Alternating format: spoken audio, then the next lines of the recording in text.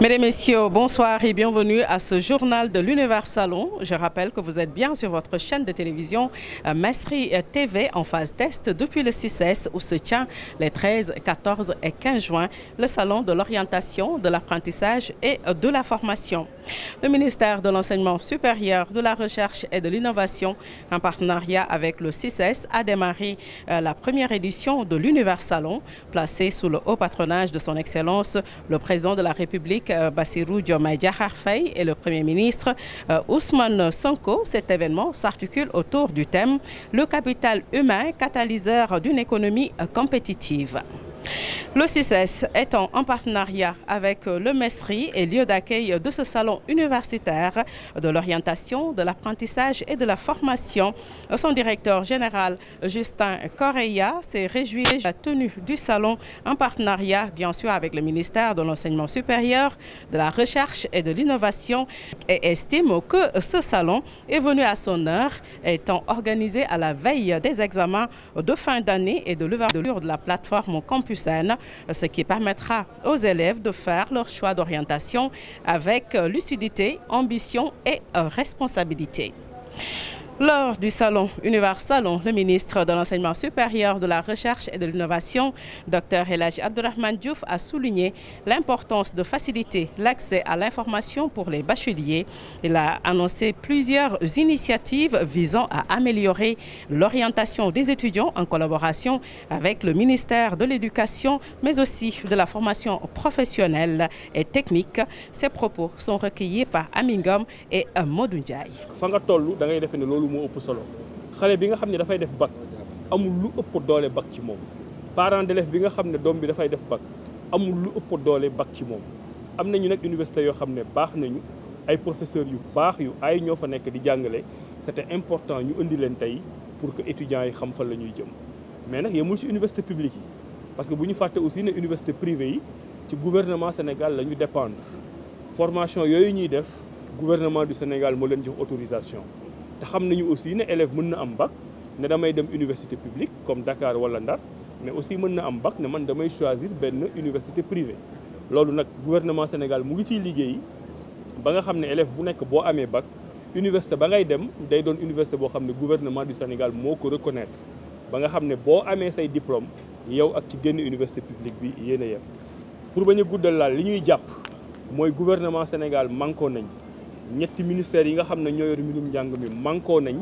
pour indi ay innovation yu bees tax yoo xam ne population yi dañ ciy gis seen bopp professeurs yi gis seen bopp étudiants yi gis seen bopp te li ñu gisagul dal na suñu xel ñuy woo nag ñëpp koo xam ne ñëwagoo fi salon bi dina tijjiwaat encore tey ci ngoon dina tijji samedi dina tijji dimanche. Le ministre de la Formation professionnelle et technique a mis en avant le rôle essentiel du salon qui offre aux bacheliers une meilleure visibilité sur les formations disponibles.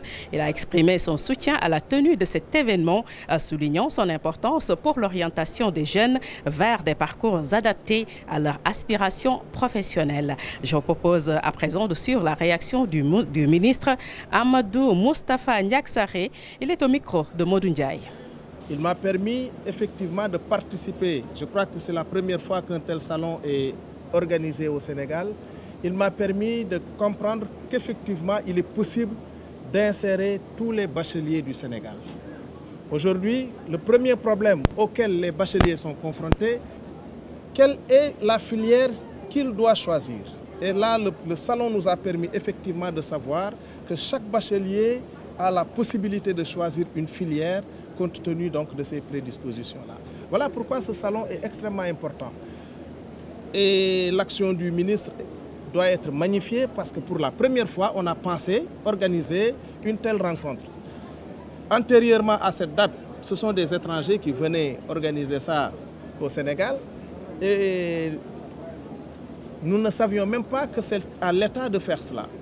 Aujourd'hui, le ministre l'a tellement bien compris qu'il a organisé ce salon qui a connu un succès populaire unique. Présent à ce premier salon de l'orientation, de l'apprentissage et de la formation, l'ISEP de Bignona a présenté aux visiteurs, notamment aux futurs bacheliers, son offre de formation en agrobusiness. L'Institut se positionne comme une alternative pour les jeunes désireux d'acquérir des compétences pratiques. Il vise aussi l'insertion professionnelle des diplômés et s'adresse également à ceux qui n'ont pas pu poursuivre des études supérieures en leur proposant des formations courtes, adaptées aux besoins du marché. Écoutons à ce propos Tafsir Abdoulaye Gaye. Il est enseignant formateur en énergie renouvelable et producteur durable. Il est au micro d'Abdourahmane Barry. Formation innovante, mais les jeunes souvent ne savent pas ce qu'on peut faire après le bac. Donc c'est après le bac qu'ils commencent à décider qu'est-ce qu'on va faire, alors que là je pense que c'est un peu trop tard. Mais aujourd'hui je vois même des étudiants qui arrivent à l'université qui ne savent pas pourquoi ils sont là, parce qu'on les a orientés et tout. Donc l'objectif c'est de les montrer les offres de formation qui existent. Et très bien, donc à l'ISEP de Bignona, nous on a en ce moment 7 filières. Donc il y a la filière énergie renouvelable et production durable où je suis formateur. Il y a la filière GIA, gestion d'exploitation agroforestière, la filière gestion d'unités de transformation agroalimentaire. On a agrobusiness, on a production végétale et production animale. Et voilà, c'est des formations de 2 ans. Donc les jeunes sont orientés depuis Campus Seine. Et certains aussi peuvent faire des dépôts. Donc on a un quota pour prendre des jeunes diplômés et qui n'ont pas pu faire des études supérieures. Donc on les insère.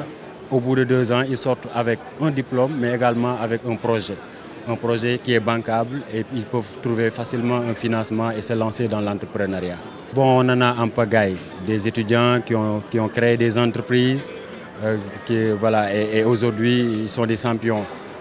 Donc là, on a même invité un ancien diplômé de l'ISEP qui a fait des produits ici, les produits agroalimentaires. C'est un diplômé de l'ISEP, il a son entreprise, il fait des activités.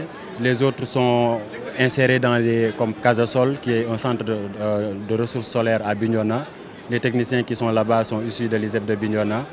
Dans pratiquement toutes les entreprises solaires, aujourd'hui, que je connais, il y a au moins un apprenant, un ancien de l'ISEP. Et on a des retours vraiment positifs. L'université Assane Seck de Ziguinchor entend se démarquer par une offre renouvelée aux filières traditionnelles comme les lettres, les sciences humaines ou les sciences économiques. S'ajoutent désormais des formations innovantes telles que la criminologie ou l'agroforestier. Une diversification pensée pour mieux répondre aux réalités du marché de l'emploi. Marie Ndiaye, enseignante-chercheur en informatique, est interrogée par Aminga. On a plusieurs licences professionnelles dans lesquelles nous faisons intervenir des professionnels déjà qui viennent donner des cours, mais aussi nous mettons les étudiants dans les conditions professionnelles, c'est-à-dire nous les mettons en stage ou nous les mettons dans des projets qui leur font vraiment toucher le milieu professionnel très tôt. Par exemple, en informatique, on a une licence professionnelle. Il y a des gens qui vont pouvoir travailler dans les organismes internationaux. Par exemple, on a une formation qui est organisée avec le CICR qui permet d'aller travailler dans ce type d'organisme-là, par exemple. On a une formation en licence professionnelle multimédia qui permet directement de faire les métiers que vous faites, tout ce qui est multimédia, mais directement. Donc on fait de l'agroforesterie à Ziguinchor, on fait aussi du tourisme. Donc on a des formations en tourisme qui se démarquent quand même un peu de ce qu'on retrouve dans les différentes universités. On a aussi de l'océanographie. Voilà, c'est vraiment des formations comme ça qui sont spécifiques.